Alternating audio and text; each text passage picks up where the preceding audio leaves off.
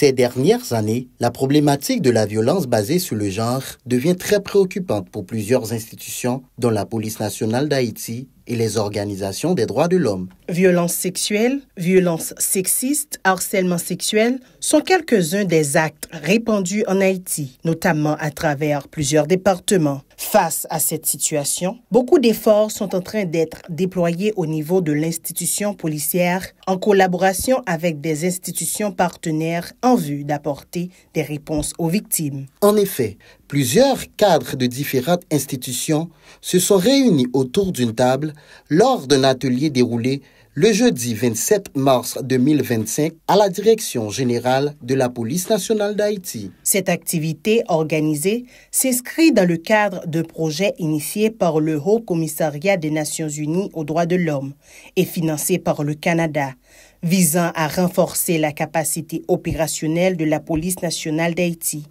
en matière de prise en charge des violences basées sur le genre, notamment les violences sexuelles. Ce guide a été élaboré suite à plusieurs séances de travail réalisées par des cadres ayant des compétences et expériences en la matière. Il se présente comme une véritable boîte à outils.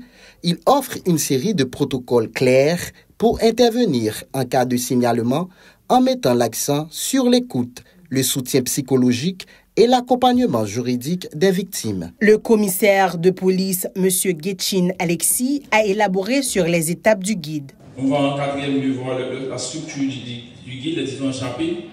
Le juge d'instruction du tribunal de première instance de Port-au-Prince, M. Martel Jean-Claude, a détaillé les procédures à suivre lors de l'enquête, garantissant le respect des droits des victimes à chaque étape du processus. On s'assure que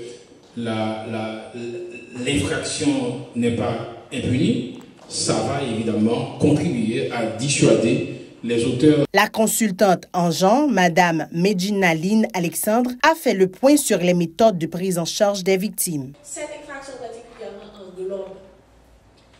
L'objectif, c'est vraiment de les aider, d'aider les agents à se familiariser avec les différentes formes de violence sexuelle et leurs impacts. La conseillère en genre du Haut Commissariat des Nations unies aux droits de l'homme et du Bureau intégré des Nations unies en Haïti, Mme Béatrice Ranoro-Manana, de son côté, a élaboré sur la synthèse du guide. Il va y avoir une sorte de guide d'orientation pour le formateur de voir, par exemple, pour le premier diapositive, qu'est-ce qu'il devrait dire, qu'est-ce qu'il devrait faire pour le premier diapositive. Après plusieurs heures d'échanges entre les acteurs, ce document a été validé et sera utilisé dans les différentes séances de formation et de sensibilisation tout au long du déroulement du projet baptisé « Lutter contre la violence sexiste et sexuelle en Haïti » couvrant la période 2024-2026. La PNH prévoit l'intégration de ce guide dans un dispositif de formation continue pour les policiers.